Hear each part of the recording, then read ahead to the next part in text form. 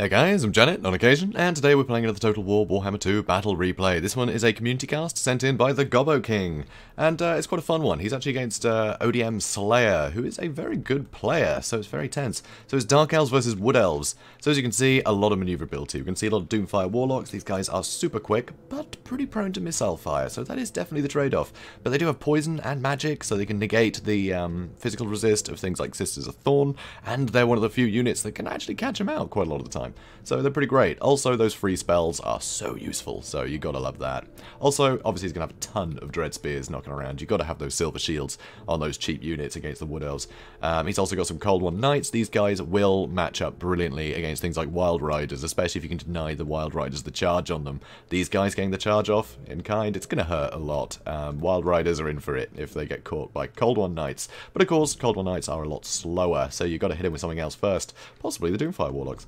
Also, more spears, of course. Sisters of Slaughter, these guys will be able to mulch anything in the front line pretty damn well. Anything like Dryads and War Dancers, I'd say, are probably the most cost-effective thing for them, but anything like Eternal Guard is just going to get just chopped to pieces very quickly by Sisters of Slaughter. So interesting to see them, because they don't have the best missile resistance or armor, so it's a risky pick. It's an interesting move. Also, though, he has Malekith. Malekith is obviously going to be great in this matchup.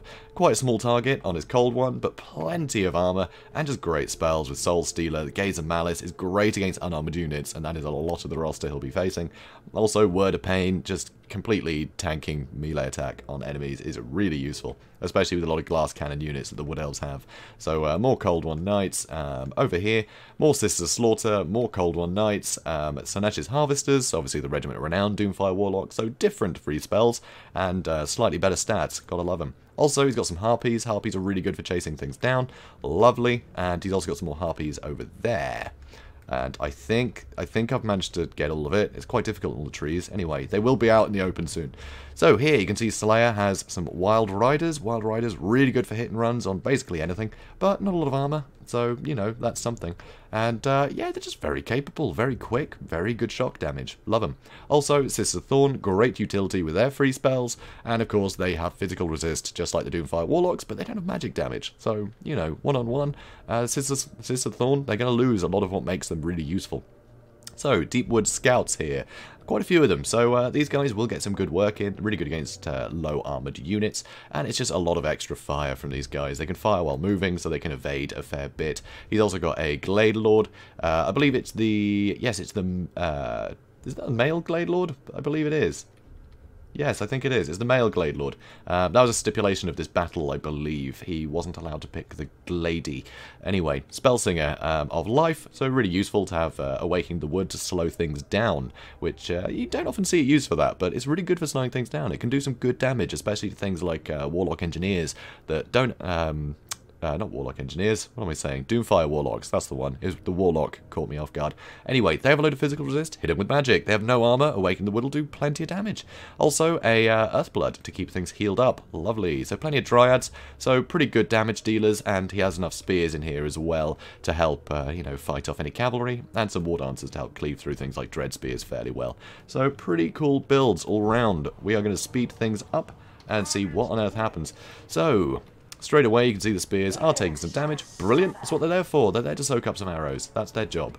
So, over on this side, Dark Riders are getting poised, along with some Cold One Knights, Sanesh's Harvesters, some Harpies as well, and another flank is going to be pushed on this side as well, while he gets everything lined up. Because, of course, this was a bit of an odd engagement where, you know, Slayer decided to take the corner rather than, you know, the flat, you know, the sort of, whatever you'd call that. You know, he wasn't facing his opponent, he was off to the side. So now Gobbo has to readjust his forces to meet him.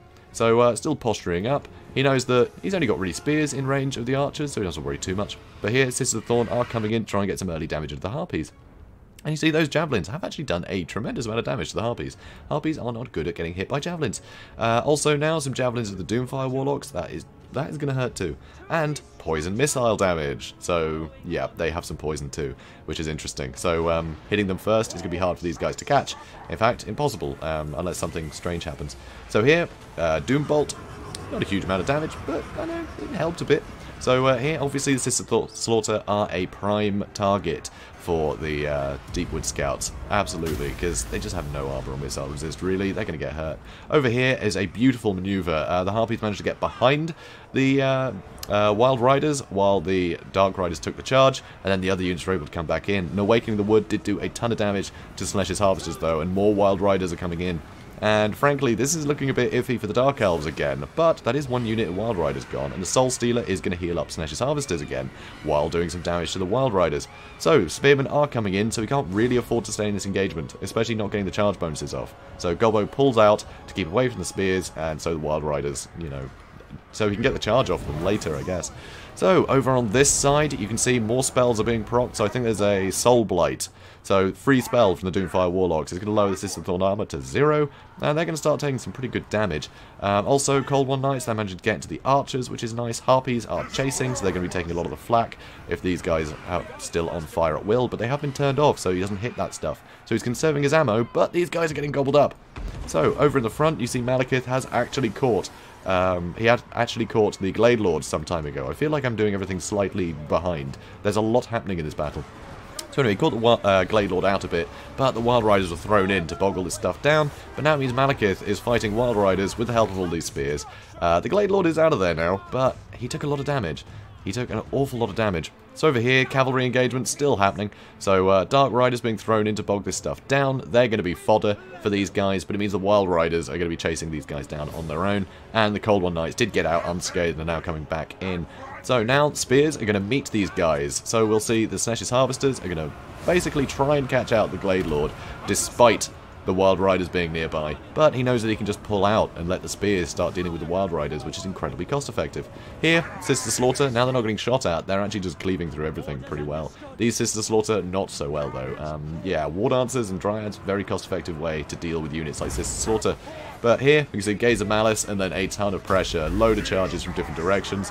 Awakening the Wood here, doing a pretty good amount of damage to Sister Slaughter and helping to break the Dread Spears. But now these guys are getting pretty surrounded. We see the Doomfire Warlocks charging into the rear of the Eternal Guard, doing a ton of damage on the charge.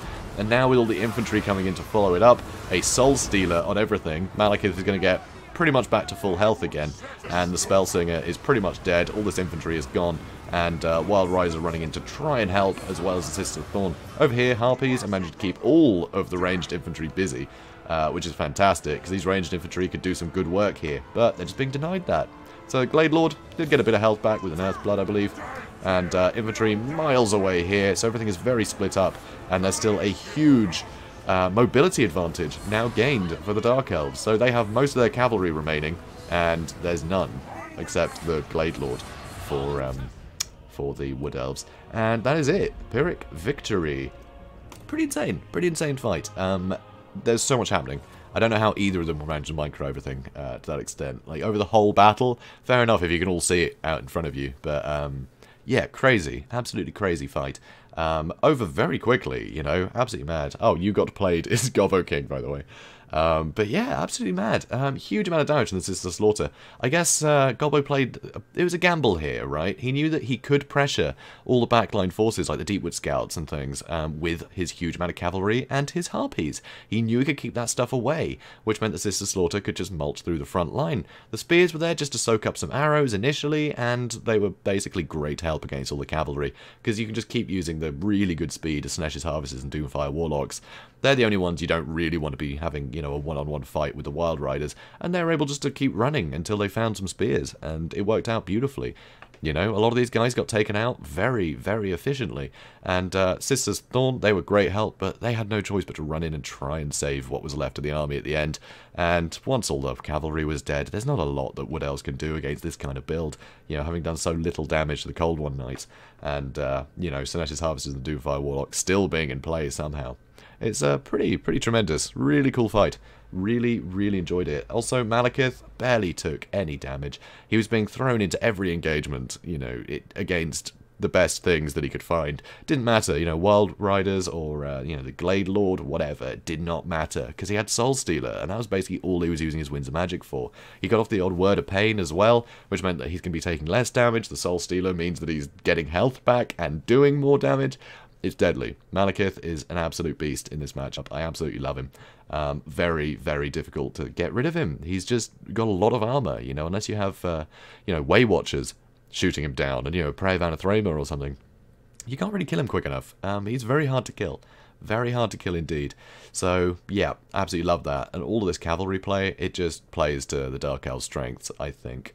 You know, all the really good shock damage and all the free spells. There's just so much utility gained by all these guys. But I think Sister Slaughter, probably my biggest surprise. They did a wonderful job. And I'd never think to risk them against the Wood Elves. But with that maneuverability, you can keep them safe, and they ended up cleaning up the front line really well, and it meant that there was fewer units just to bog down into the cavalry, you know, the cavalry had free reign, so it was pretty great. I really enjoyed seeing this. So guys, if you did enjoy this, obviously go check out the Gobbo King, you know, on the YouTubes, and yeah, please do comment, like, and subscribe. I will see you guys in the next one. Have a good day, guys.